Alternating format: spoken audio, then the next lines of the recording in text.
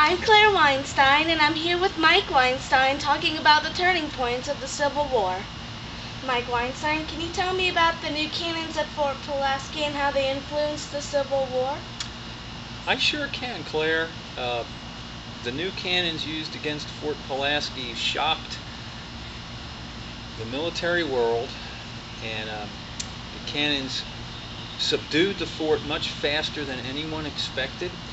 And really, I think it's a big turning point because it symbolizes how important all new technology was. Not just the new technology of cannons, but the new technology of rifles, the new technology of transportation, the new technology of communication. There were so many new technologies that were occurring while the Civil War was being fought that it really had a huge impact on the war. And generally, it was the North that was benefiting from new technology because the North had more factories and more skilled workers to make the new technology. Yes, so can you tell me about the death at Antietam? Antietam is another turning point in the Civil War for two reasons. One, there were horrible casualties, thousands and thousands, over 21,000 people killed, wounded, and missing in action.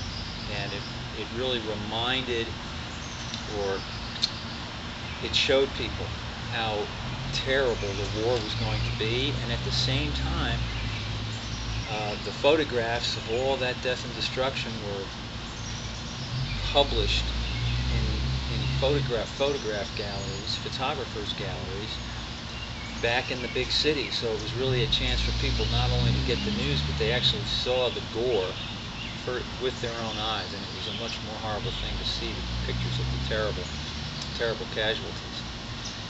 Go ahead. Oh, no, continue.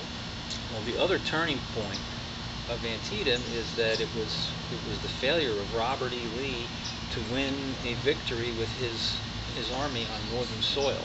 And Lee had hoped to influence France and Great Britain to help the South very much during the war if he could win a battle on northern soil, and he did not win that battle at Antietam.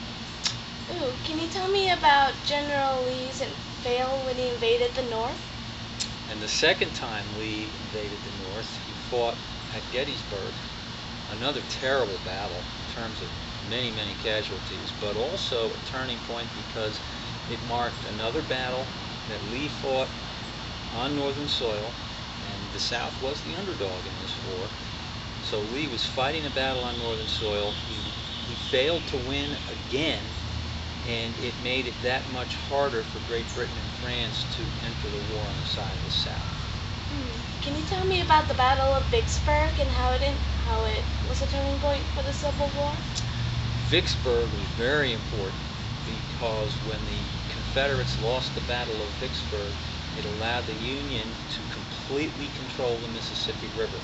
So if you picture a map of the United States, the Mississippi River completely cuts the country in half. And for the South, it meant that states west of the river, states like Arkansas, Louisiana, and Texas, which could potentially provide supplies to the Confederate armies, were now completely cut off from the rest of the South.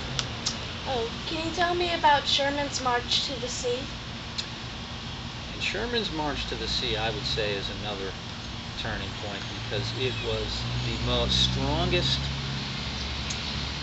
action aimed against the civilian population. And up until that point, the war had pretty much been fought between soldiers in armies. There was a lot of suffering all along by civilian populations because inflation was high and food was getting expensive, and families were losing their sons and fathers and brothers to war. But with Sherman's March to the Sea, it was really the first time that many, many civilians got the first-hand taste of an army marching through the countryside. Oh, can you tell me a bit more serious topic about the assassination of Abraham Lincoln? And I think Abraham Lincoln's assassination is the final turning point of the Civil War. Even though Lincoln was assassinated after the war was technically over, there was another war to be fought. The second part of the Civil War, the political part of the war, was Reconstruction. trying to put the country back together, and only Lincoln was up to that task. That was a huge job. It really was another war, and with Lincoln's death, Lincoln's successors, history has shown us, were unable to do the job well. And it made the Reconstruction period very, very difficult, and it made American history very difficult for decades after the Civil War. Well, thank you, Mike Weinstein. My pleasure, Claire Weinstein. And we're off.